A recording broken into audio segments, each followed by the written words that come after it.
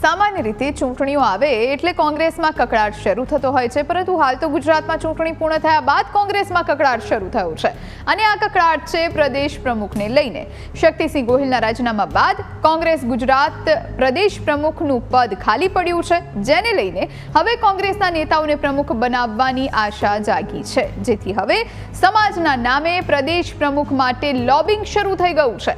એક તરફ વીરજી ઠુમ્મર રાહુલ ગાંધીને પત્ર લખી પાટીદાર નેતાને પ્રદેશ પ્રમુખ બનાવવાની માંગ કરે છે, તો બીજી તરફ ધારાસભ્ય વિમલ ચુડાસમા દિલ્હી પહોંચી ગયા। કોંગ્રેસ અધ્યક્ષ મલ્લિકાર્જુન ખડગે સાથે મુલાકાત કરી કોળી અથવા ઠાકોર સમાજના નેતાને પ્રદેશ પ્રમુખ બનાવવાની માંગ કરી, પરંતુ અહીં સવાલ એ થાય છે કે હવે ગુજરાતમાં કોંગ્રેસની ડૂબતી નૈયાને કોણ પાર લગાવશે?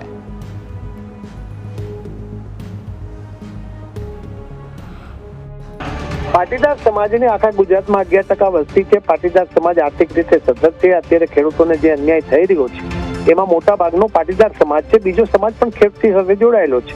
ત્યારે એ બધાને સાથે રાખીને ખેતીને અન્યાય ન થાય, ખેડૂતોને અન્યાય ન થાય અને પાટીદાર સમાજ જો કોંગ્રેસ સાથે જોડાય તો ભૂતકાળમાં પાટીદાર સમાજ કોંગ્રેસ સાથે હતો, એના કારણે કોંગ્રેસની સત્તાઓ આવી છે। ચિમનભાઈ પટેલ હોય, દિનશા પટેલ હોય, જે સાંસદ તરીકે અમે કામગીરી કરી છે, ચિમનભાઈ પટેલે પાટીદાર સમાજને સાથે રાખીને, અમિતચંદ પટેલ સાબરકાંઠા તમામ સમાજને સાથે રાખીને કોંગ્રેસ સાથે નેતૃત્વ કર્યું છે। એવું જ નેતૃત્વ ફરી વખત પાટીદાર સમાજને ન્યાય મળે તેના માટેના અમારા પ્રયાસો છે। અમે જુનિયર બધા આગેવાનો, આ જે સમાજના અમારા મુખ્ય આગેવાનો જે પાટીદાર સમાજ કોંગ્રેસ સાથે જોડાયેલો રહેતો હતો અને એનીથી થોડો વિમુખ થયો છે, ફરી વખત કોંગ્રેસ સાથે જોડાય તેના માટેના અમારા પ્રયાસો માટેની અમારી પાટીદાર સમાજ માટેની માંગણી। અમારા સમાજના કોઈ પણ નેતા, નાનામાં નાનો સમાજ હોય, વણિક સમાજ હોય કે બ્રહ્મ સમાજ હોય કે નાનામાં નાનો પછી આદિવાસી સમાજ હોય કે એનીથી પણ 23 સુતાર સમાજ હોય, એને પણ માંગણી કરવા માટેનો અધિકાર છે, એમાં કોઈ રોકી ન શકે અને કરશે તો અમને ગમશે।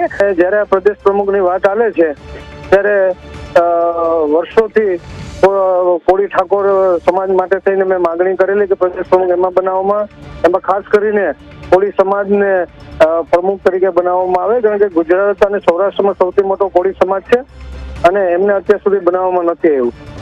વેજીભાઈએ માંગ કરી છે, એ વેજીભાઈનો અધિકાર છે, બધા સમાજનો અધિકાર છે માંગણી કરવી, કારણ કે જે પાર્ટીના સૈનિકો તરીકે હોય એ તમામ માંગણી કરી શકે અને પછી જે પાર્ટી નક્કી કરે એ સૌને સૌ માન્ય હોય અને પાર્ટી માટે કામે લાગી જવાનું હોય છે।